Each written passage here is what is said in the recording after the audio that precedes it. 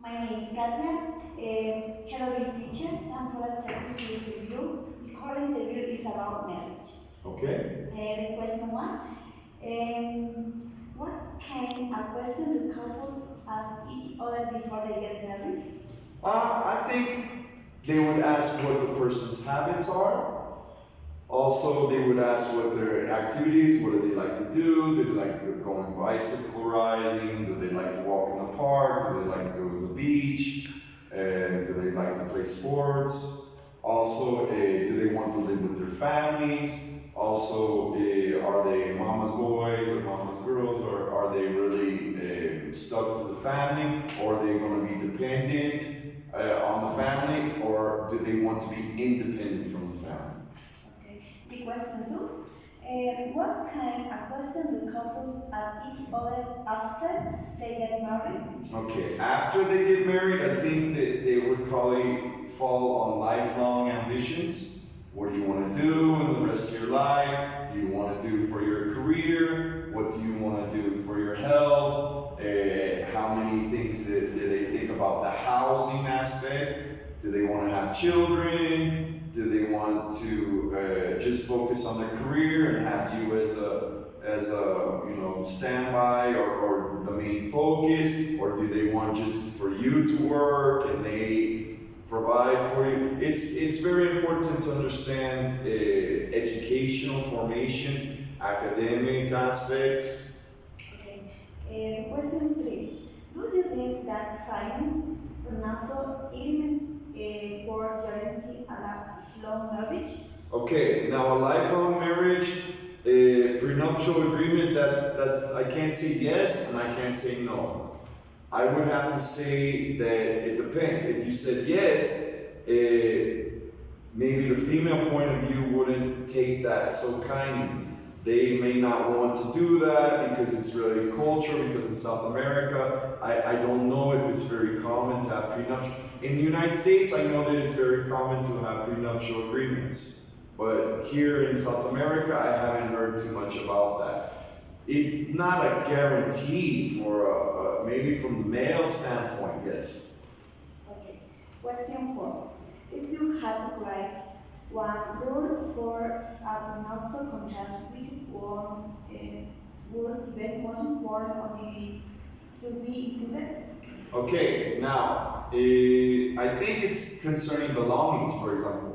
What's yours is yours, what's mine is mine. That's very ethnocentric because in the United States, that's what it is already. Even the woman would never say, oh, I want to live off you or sponge off you or something. So I think that in Latin America, it's a little different situation. So we would have to take that into it could cause a culture clash if there was two different cultures involved. So you would have to be very careful about that, and it could ruin a marriage before it even starts. Question five. What is the most important aspect that contribute to have a lifelong marriage? Well, a lifelong marriage is important because divorce is very common. Everybody, the average marriage lasts 2 or 3 years. So I think that if you had trust, that's the number one.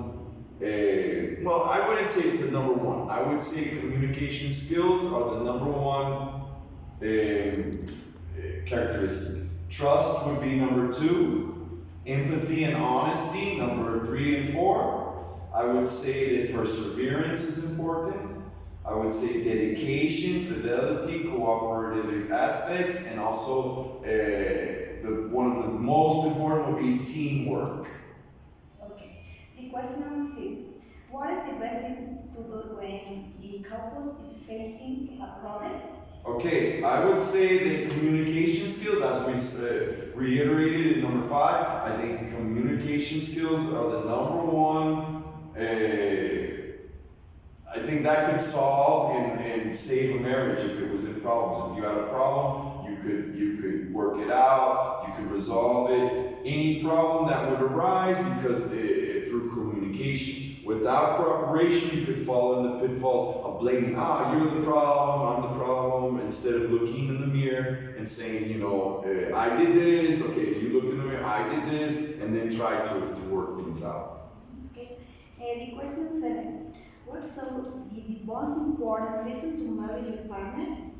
Well, I think friendship. Friendship, because if you don't have that foundation of friendship, there's only a superficial, artificial basis. I think that if you want a good marriage,